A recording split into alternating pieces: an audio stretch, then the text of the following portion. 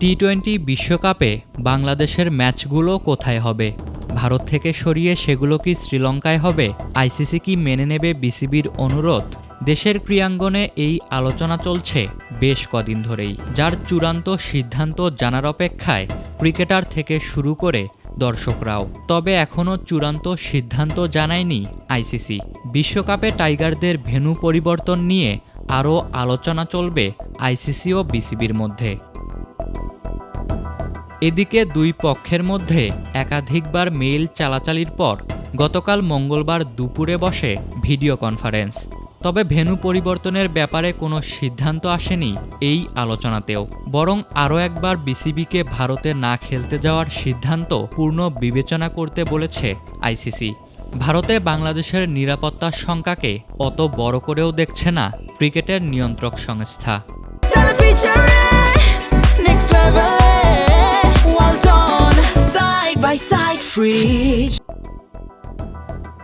এই বিষয়ে অবশ্য বিসিবির সহসভাপতি সাখাওয়াত হোসেন জানিয়েছেন, তারা অনড় অবস্থাতেই আছেন। তারা তাদের সিদ্ধান্ত থেকে এক চুল পরিমাণও নড়বেন না।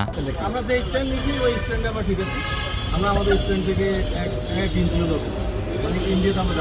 এর আগে ভারতের নিরাপত্তার শঙ্কা নিয়ে উদ্বেগের কথা জানিয়েছিলেন ক্রীড়া উপদেষ্টা আসিফ নজরুল। তবে দৈনিক প্রথম আলোকে একটি সূত্র জানিয়েছে, কোনো কিছু চূড়ান্ত হওয়ার আগেই নিরাপত্তা নিয়ে বিসিবি আইসিসির মধ্যে বার্তা আদান প্রদানের বিষয়টি বাইরে চলে আসায় সভায় অসন্তোষ প্রকাশ করেছে আইসিসি।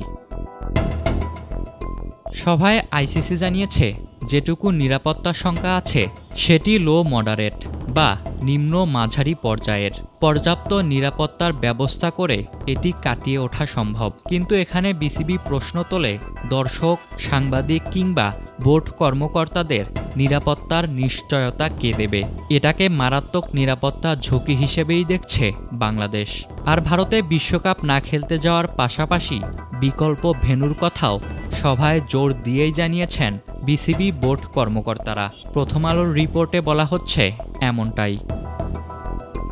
এই বিষয়ে আসিফ নজরুল প্রথম আলোকে জানিয়েছেন, আমরা অবশ্যই বিশ্বকাপ ক্রিকেট খেলতে চাই, কিন্তু এটা ভারতে খেলাটা সত্যি আমাদের কাছে ঝুঁকিপূর্ণ মনে হচ্ছে। আইসিসির সিকিউরিটি ম্যানেজার ডেভিড মুশকারের রিস্ক অ্যাসেসমেন্ট রিপোর্ট আমাদের ভাবতে বাধ্য করেছে ক্রিকেটার, সাংবাদিক ও দর্শকেরা ভারতের নিরাপত্তার ঝুঁকিতে থাকবেন। তবে বিসিবি আশাবাদী আগামী 2-3 দিনের মধ্যেই এই সংকটের ইতিবাচক সমাধান হবে। টাইগারদের জন্য বিকল্প ভেন্যু খুঁজে বের করবে আইসিসি। ইশতিয়াক মাহিন, ক্রিক ফ্রেন্জি।